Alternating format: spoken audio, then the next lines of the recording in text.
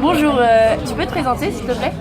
Alors, je m'appelle Hugo Strebler, je suis à l'IUT de Sceaux pour l'instant, j'ai 19 ans, je vais faire un Erasmus en Finlande et voilà. D'accord. Qu'est-ce qui t'a poussé à partir à l'étranger? Alors, d'abord j'avais envie de vivre une autre expérience de vie, de vivre en autonomie aussi, et puis surtout, vu que je veux faire du commerce, de la communication, aujourd'hui l'anglais c'est un passe d'entrée, et donc j'avais besoin d'être bilingue pour ça. D'accord. Donc tes principales motivations? Mes principales motivations, c'est la langue et c'est aussi sortir d'une sorte d'ethnocentrisme pour aller voir un peu ailleurs et découvrir d'autres cultures. D'accord. Donc dans quel pays pars-tu? Finlande, et quelle université? Alors l'université c'est Savonia, c'est à Kuopio et en fait c'est une université à la base de sciences appliquées et puis là il y a aussi il y a plein de départements au sein de l'université, c'est un gros campus et donc c'est business, administration je crois où je vais. D'accord. Pourquoi la Finlande? J'avais regardé en fait toutes les destinations qu'on m'avait proposées à l'IUT. Il y avait Angleterre, il y avait des destinations assez classiques, très sympas mais assez classiques.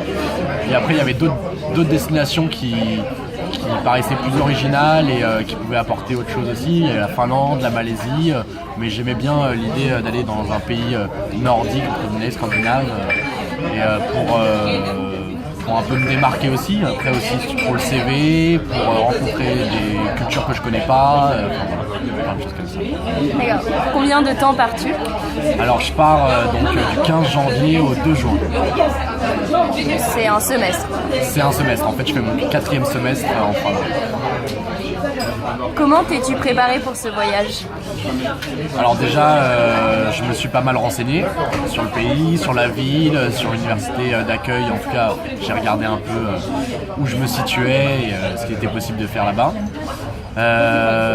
Après, on a beaucoup été accompagnés aussi pour choisir nos cours, pour choisir nos appartements. Donc on passait via une agence immobilière là-bas pour louer notre appartement. J'ai aussi regardé aussi comment je pouvais y aller, sur place quel voyage je pouvais faire aussi parce que c'est le moment d'en profiter.